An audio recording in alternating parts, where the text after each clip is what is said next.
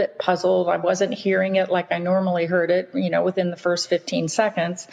And so she said, let's go into the other room. There's some more sophisticated instruments in there. Sometimes the baby just will move to the back and it's harder to pick up. So I was a little concerned, but not super afraid at that point, and went into the next room, and they were probing with the ultrasound device for what seemed to be hours. And finally I just blurted out and I said, what are you seeing? What are you seeing on the screen? And she said, well, I'm not sure. I want to ask the doctor to come in. And so she left, and I just knew. I knew something was seriously wrong. And she brought the doctor back in, and he looked at the screen with her and said to me, well, I'm just not picking up a heartbeat, and there doesn't appear to be any fetal movement. I think the baby is dead. And of course, at that point in time, I was just in shock. I said, wait a minute. This baby was healthy. And he said, yes, the baby, the measurements on the screen show us that the baby is fully formed, right on schedule. And we don't know why this has happened. And I said, well, so how are we going to find out? I was just at my wit's end. And he said, well, we'll know more from pathology tests after you deliver the baby. And I realized at that moment that I was headed for the hospital to go through the normal labor and delivery process and then leave the hospital with empty arms. Mm-hmm. Wow. So that's how the story began. And one afternoon I was swimming this was about 3 weeks after labor and delivery. I was swimming at the athletic club where we work out, and I was just crushed. I was so sad, so depressed, and praying and saying, God, I don't understand this. We prayed for this baby. We wanted this baby. We waited a long time before we were able to conceive, and now how can anything possibly good come from this? And in my mind's eye, I saw a picture of a book. And I knew, I didn't see what was on it, but I knew that it was for other couples who had suffered loss. Now, the backdrop on that is I had been looking in bookstores all that week to try to find something that would address my loss. And all I could find were these medical clinical textbooks and, heavier academic type books. And none of them addressed some of the spiritual questions that I had going on, as well as the emotional. And as a clinician, as a therapist, I wanted somebody to address those pieces. And so I just believed that at that point in time, God was giving me a message that I had an assignment here, and that if I would just follow that prompting, He would bring something good from all of this. And so one thing led to another. I talked to a friend of mine who was a published author, and she said, I want the first chapter. I want your story on my desk by Monday. This was a Friday. And I was a little teed off by that. I was like, I just am not ready for that. And she said, this was a real great word of wisdom. She said, Pam, your experience will change. In several months from now, you'll see things differently than you do right now. And you must capture your thoughts and feelings on paper right now. And so that's what I did. I buried myself in the family room downstairs in our home, and I cried my way through the weekend writing this story out and gave it to her on Monday. She said, yep, you need to send this out. So I sent it to 7 publishers, and 3 I never heard from, 4 wanted it, and we ended up publishing it about a year later. I love that story. Oh my gosh, because the fact that you took a horrible situation and then God gave you this image of the book cover. I mean, isn't that just, gives me goosebumps because it's so It is awesome. one of those God things, because I'd never written a book before. I had done a lot of research and paper writing in graduate school, but I'd never written a book. And I guess God had more confidence in me than I had in myself at that point in time. But it was a God thing, and it's still a God thing that it's on the market even now, so many years later. And that led to the Empty Arms Journal now that I've had so much fun putting together. So, God has used it in a really good way. And it's interesting how when you're in the midst of sadness and grief, you have so many questions, pertaining to the why, and you can't see the other side until years later. And it's so funny how, when I think, I mean, with my miscarriages, they were over 12 years ago. And looking back, I think to myself, wow, if I hadn't gone through those, I would have never had my son. And that to me just tells me that God had a plan. There was a reason why he was the one to be born.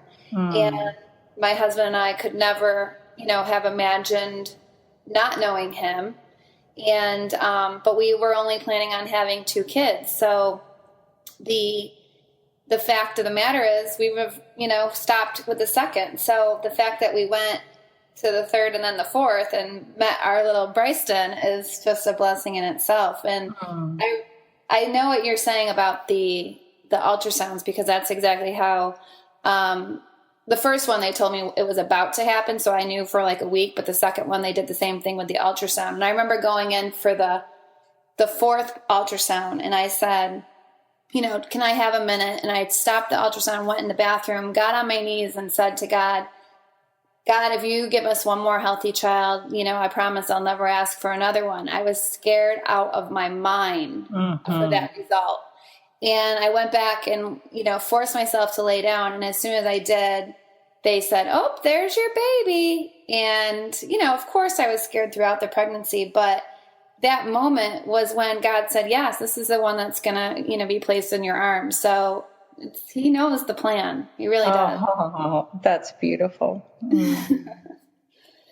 So,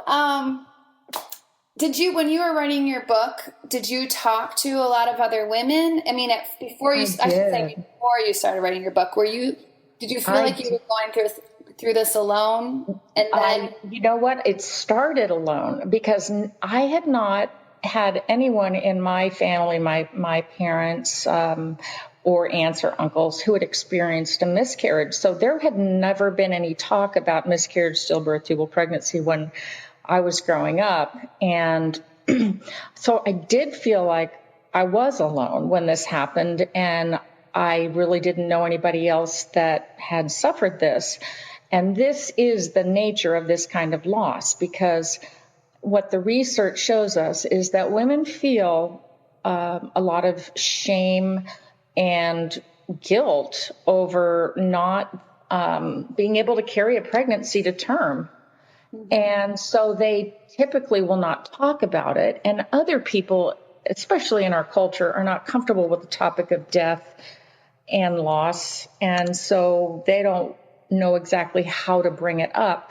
But I'm thankful, like you, that women came out of the woodwork and began to share their stories with me. And that is a good chunk of how Empty Arms came to be, because I share many of those stories. And then, of course, stories from women all around the world that have shared their stories after the book came out.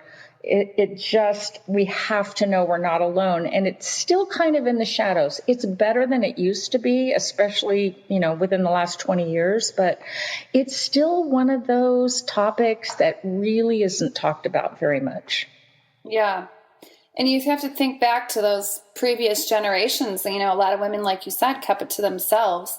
Yeah. And I think that would cause me more pain if I didn't have those, my sisters, my mom, my aunts, my girlfriends to talk to when that happened to me. So I do remember thinking, though, the first thing is, what did I do wrong? Yes. You replay every step you took, every food you put in your mouth.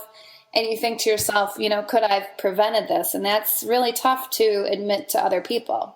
Yes, I think it's human nature, isn't it? That when we in some way lose control, one of the ways we'll try to reestablish that is by finding a cause, the cause effect. Where's the cause effect here? Because then if I can find the cause, then I can control it the next time around. So we kind of tend to blame ourselves because that's the easiest thing to go to for reestablishing that control. But what you said earlier is really critical. When we don't talk about these things and we don't allow ourselves permission to face the pain, feel the feelings, do the grief work, and it is work, we get stuck in complicated, prolonged grief.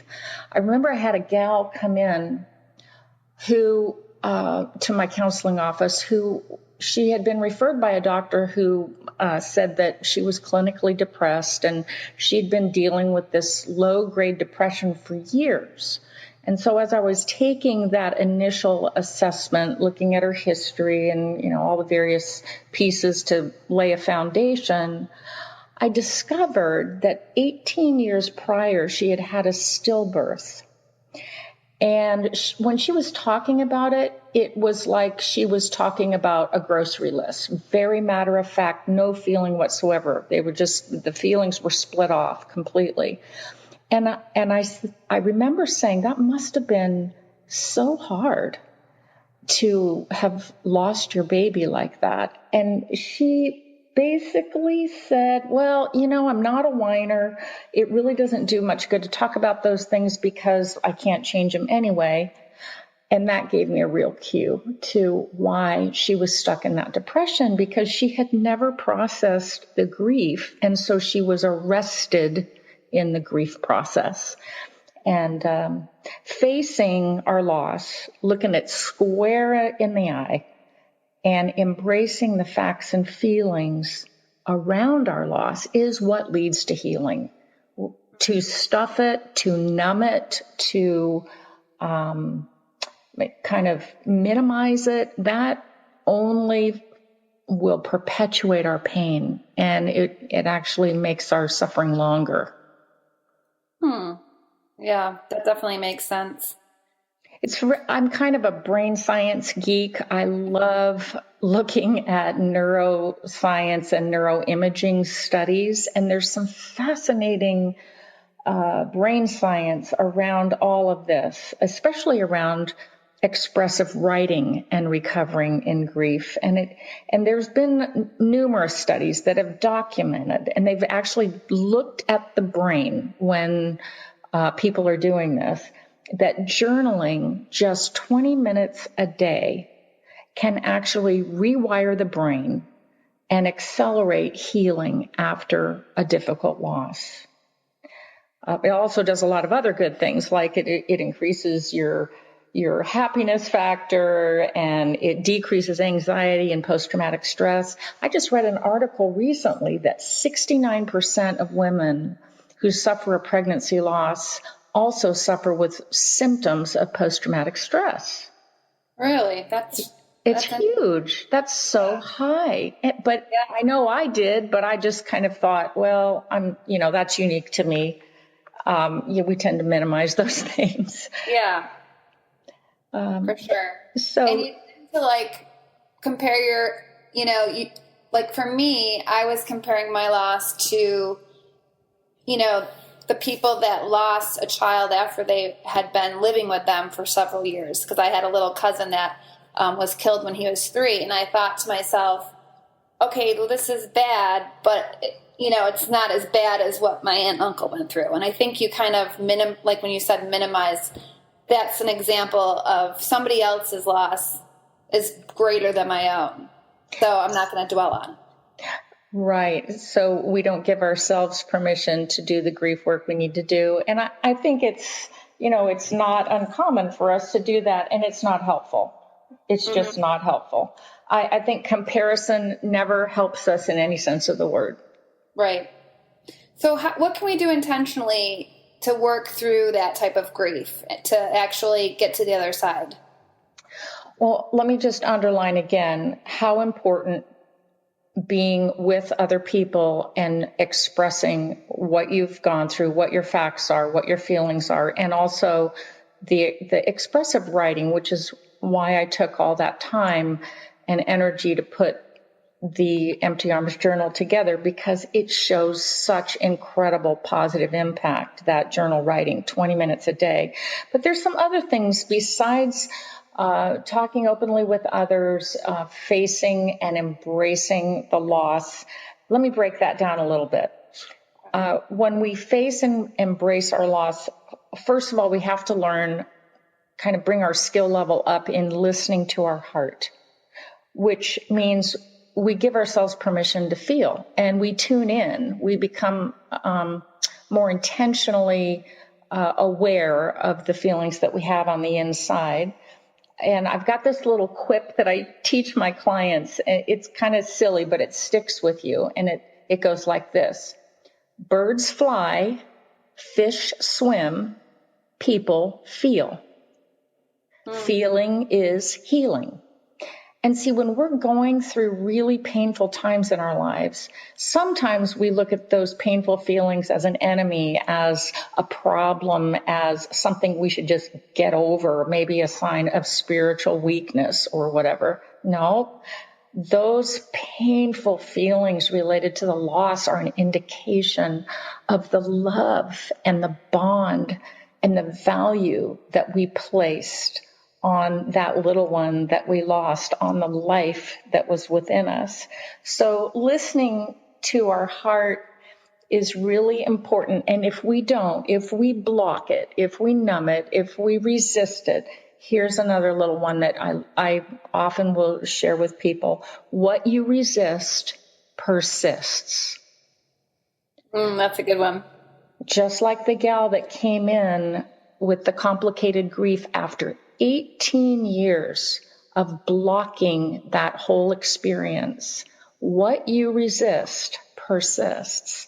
So we don't have to gloss over and run away and ignore those feelings. Better that we give ourselves permission to look at them and to listen to our heart. And in the Empty Arms Journal, I give a lot of different practical applications of how to do that. Super simple things to do on a daily basis. Another thing we need to do is lighten our load. We've got to revamp our expectations of ourselves when we're doing grief work, because grief is super hard work. It takes so much energy.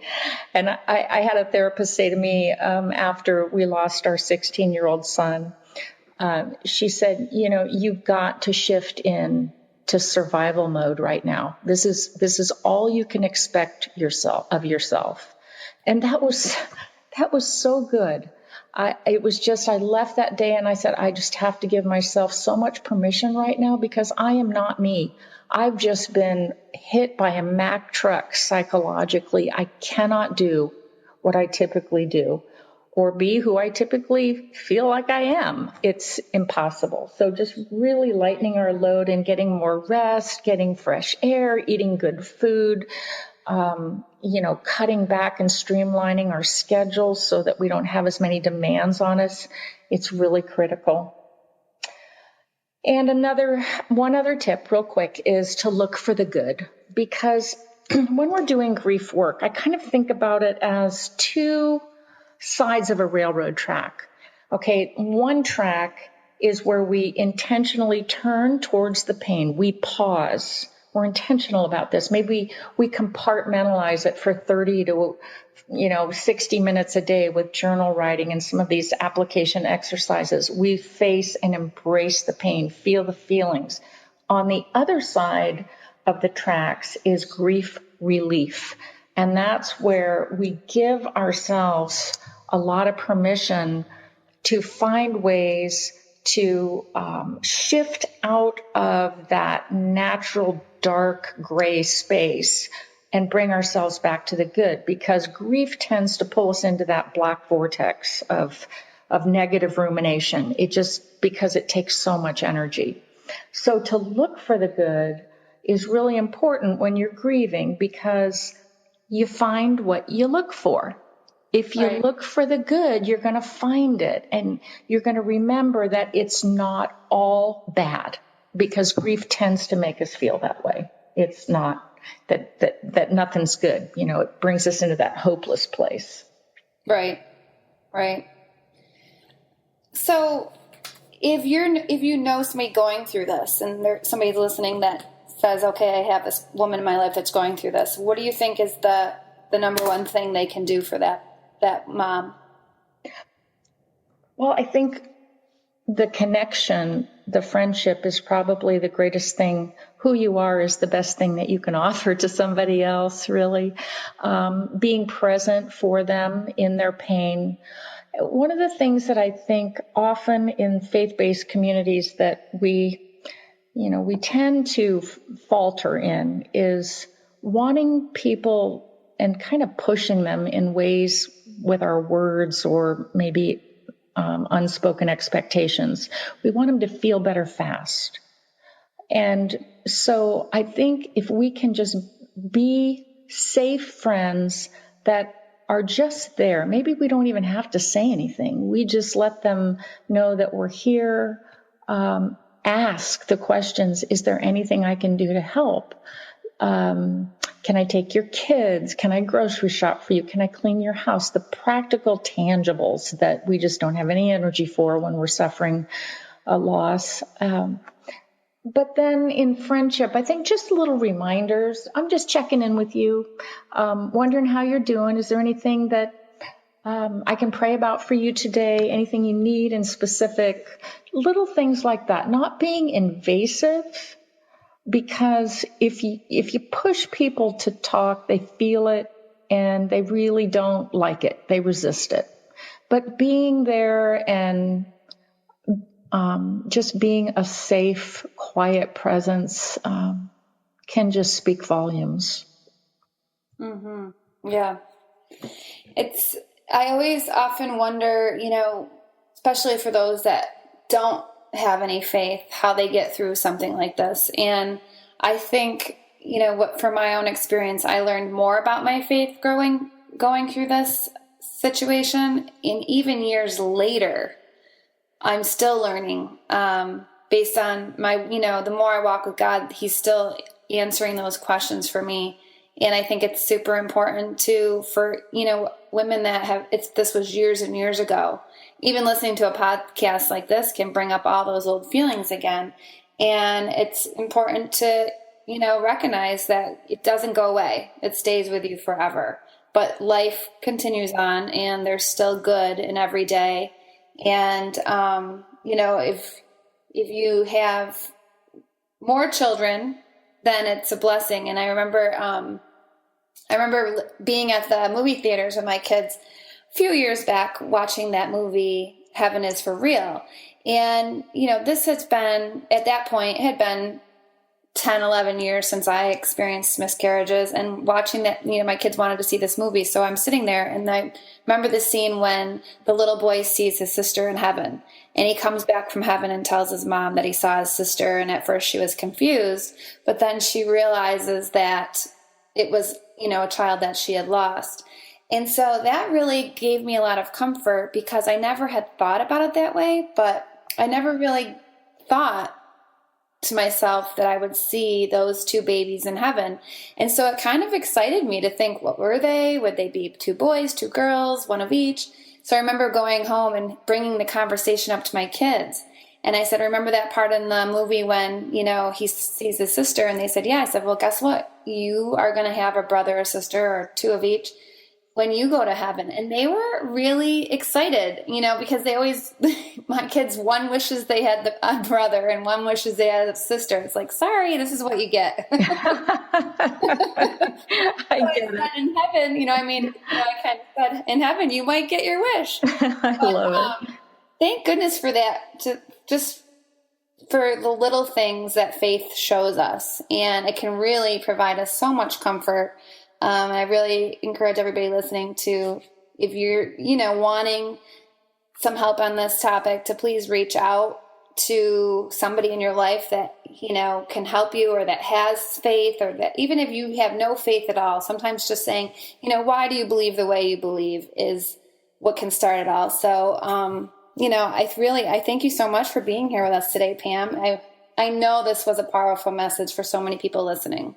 Oh, it's my honor to be with you. And I just want to invite your listening audience to something a little special here.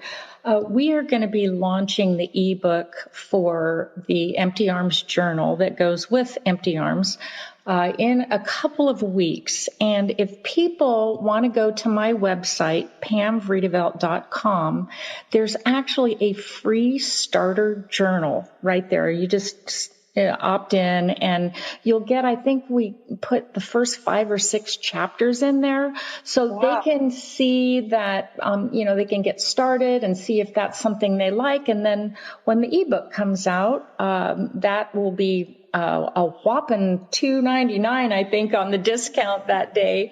And then of course, the 4-print book is more around the $15 mark. But I just would like to offer that free option for people in your audience. I know that when you talk about these kinds of things, it does raise those feelings. And I want people to have something immediately. I just remember how painful it was to walk out of that hospital and not know a soul and not know where to turn or what to do with all of that. So we want to put something in their hands right away.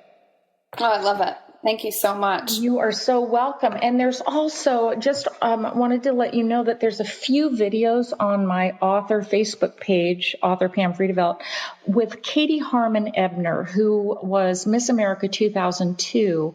And she shares in an interview with me on video about her experience of miscarriage. And it's really compelling. She just did an amazing job being very authentic and straight up about the conflicts that she had with her husband and how this affected her family. And I think that would be also very hope-filled for the ladies in your audience. Ooh, I'll have to watch that myself. That sounds really good. Well, thank you so much, Pam. We appreciate your wisdom and your knowledge here today. And I encourage anyone listening, if you have further questions, don't be afraid to post them under the podcast or on our Facebook page, and we will be happy to get you just have an open discussion, basically, instead of getting anything. It's just more of an open discussion that you realize you're not alone and that so many other women are out there feeling the same way you feel. So we are going to cut it off for today. Thanks again for joining us here at the 29 Minute Mom, where we know every minute counts.